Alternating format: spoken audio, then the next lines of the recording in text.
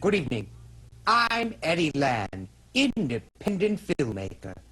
3 years ago, I discovered the RSC, Royal Short Company, in a theater downtown. To me, they were a microcosm of the arts today in America, in the world, if you will. In this documentary, I have tried to take a rare look behind the scenes of this now world-famous repertory company that presents the longest of stage classics in the shortest amount of time. Our cameras have followed the RC for an entire year to give you a glimpse of the trials and tribulations of this multifaceted arts organization. We'll find out just what makes it tick. We'll look at its early history through vintage RSC recordings, and we'll meet some of its actors and actresses. Finally, we'll see what goes into an RSC season as our cameras follow a production from conception to opening night. I hope you enjoy it.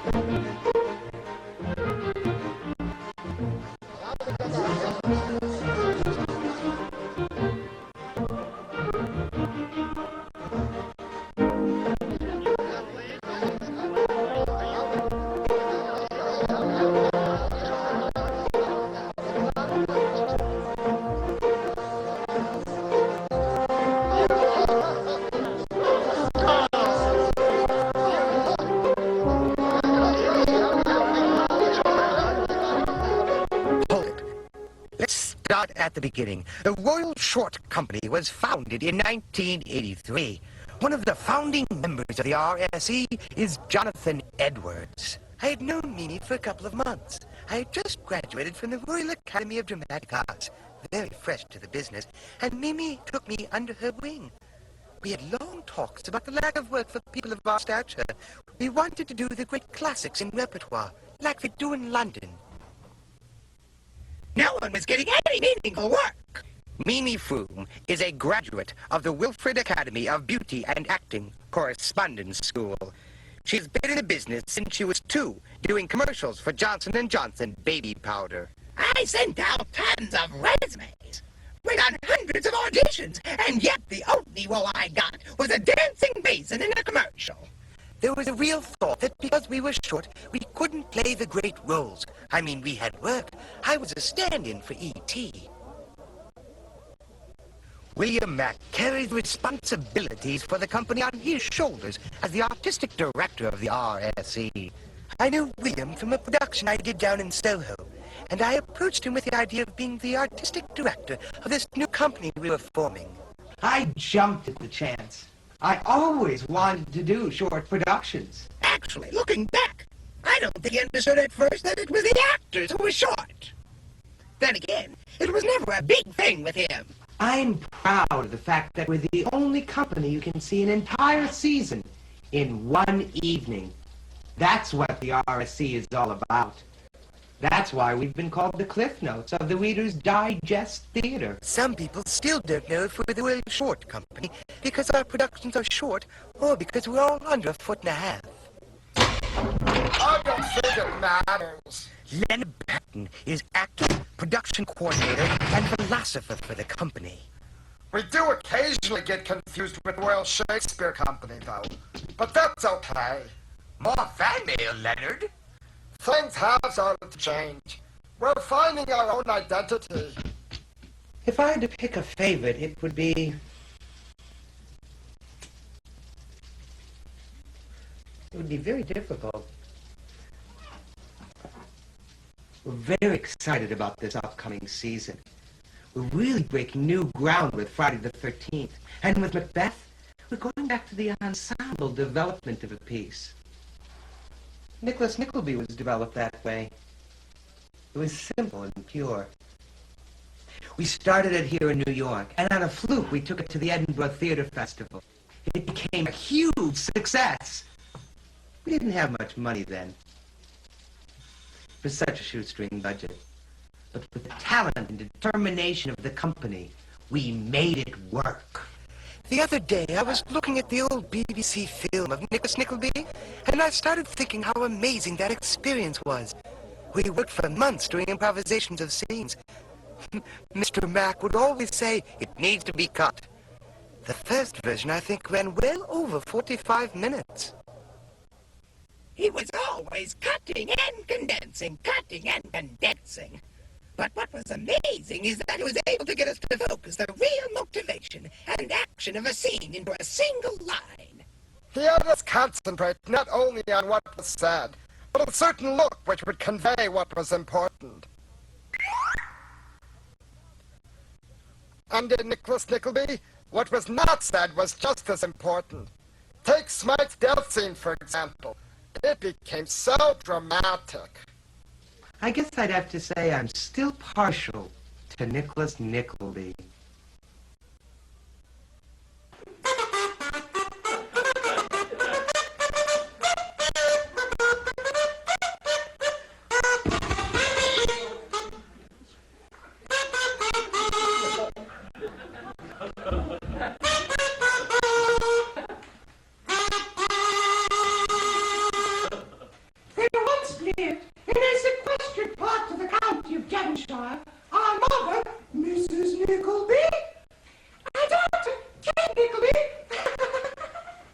And the son, the hero, Nickolas Nickelby.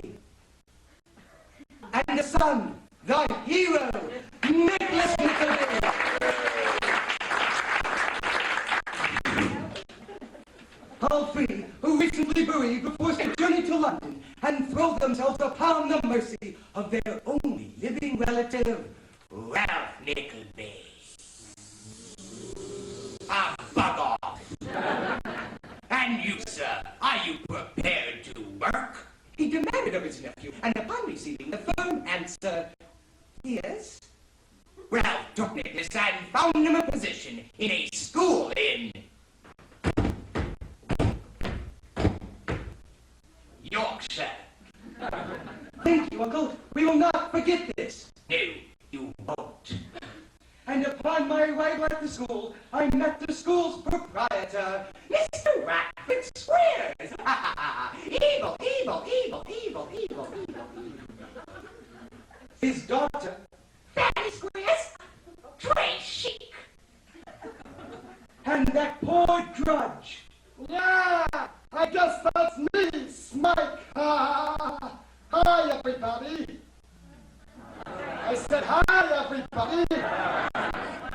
Oh, it's a workshop.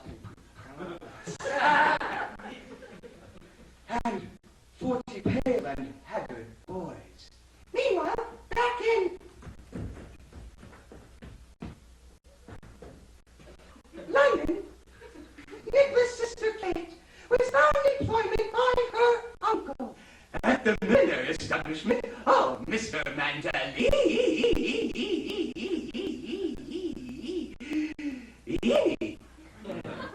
Oh, brother, I have to work for that bloody twit. Ooh. Meanwhile, back in Yorkshire, I was having tea with Fanny Squares, her best friend, Tilda Price, and her beau, Don Brody. and made it absolutely plain to everyone that my supposed affection for Miss Squares is absolutely the grossest and most wildest delusion that any human being ever labored under or be committed.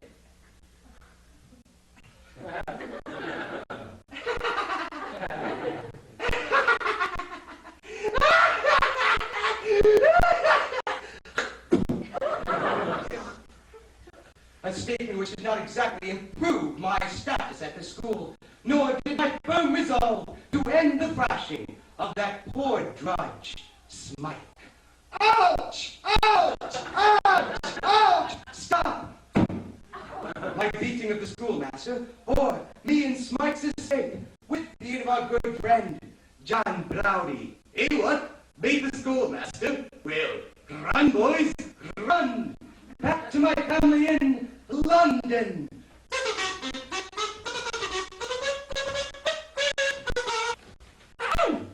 Act two.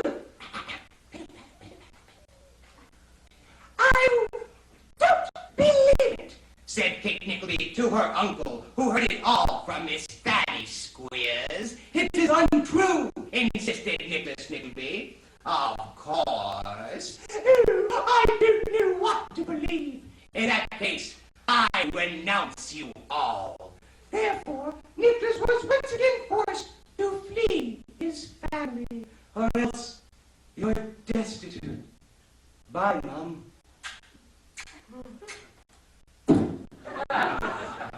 So this time, Smike and I journeyed south to Portsmouth. Yes, I'm Mr. Vincent Grumbles. I'm in the theatrical profession. My wife is in the theatrical profession. And my children are in the theatrical profession. And you can study the role of Romeo, Rover, and while you're at it, Cassio. Wow, how amazing talent assembled in one place, never seen on one stage before or since. Meanwhile, back in London, Nicholas' sister Kate lost her position at the millinery establishment. Shit. But I was invited to a private party given by my uncle. Or some gentleman with whom I'm connected in, business. But at that party, I received the attentions which were neither honorable nor desirable. Suspense. How do you do, Miss Nickleby? How do you do indeed, Miss Oh dear. Nickleby? Oh please! Oh stop it! Oh please! Oh please! Oh!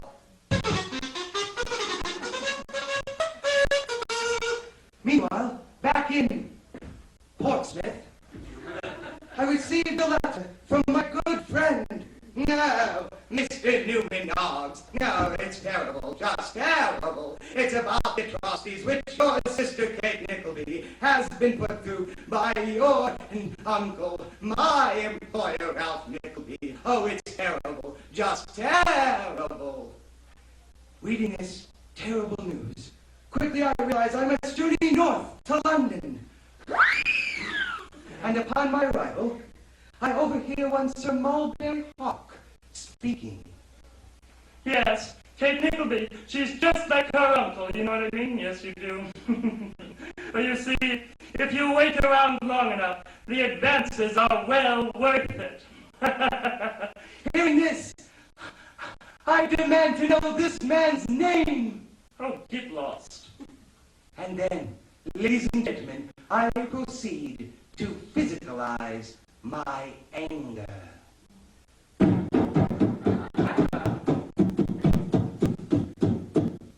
The one problem we had with Nick Ouch! was time.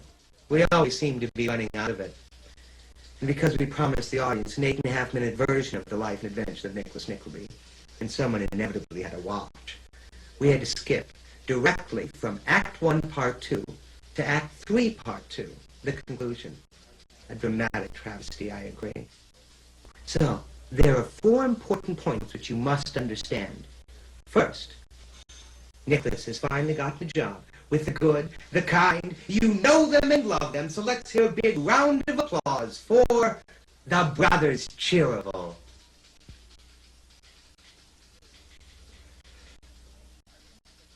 There would always be applause there. Secondly, Nicholas has finally fallen in love with a girl named Madeline, as Kate has fallen in love with nephew to the Brothers Cheerable, Frank Cheerable. Thirdly, Ralph Nickleby is totally, completely, devastatingly, financially ruined. And finally, our dearly beloved friend Smike is gravely ill. So, the conclusion of the life and adventures of Nickolas Nickelby, with Kate, Nickolas, and Smike in Devonshire.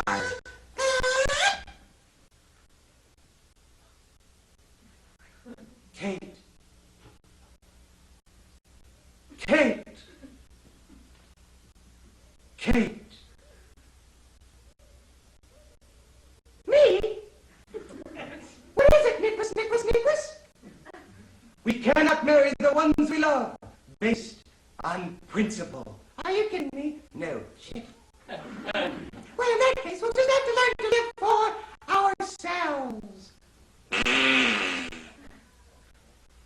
Ourselves.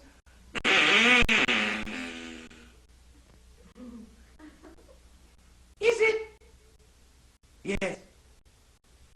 Is he? Yes. Are you sure?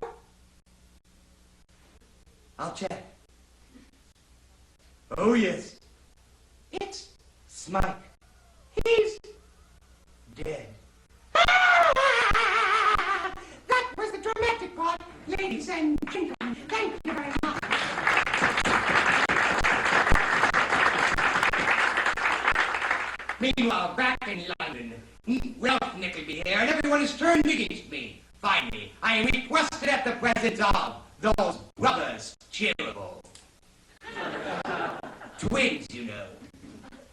We have called you here to confront you with the fact regarding Smike.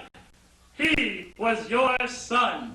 Smike, my son? Oh, how can this be? No. Nervous breakdown. No. Suicide.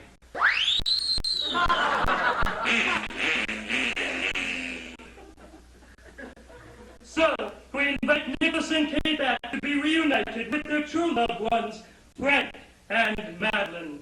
Thank you. We will not forget this. No, you won't. And upon my return, I marry Madeline, as Kate marries Frank Cheerable. Frank and I become business partners in the Cheerable business. I become very, very rich and buy my father's farm as a home for wayward boys. And finally, ladies and gentlemen, all is well that ends well. Good day.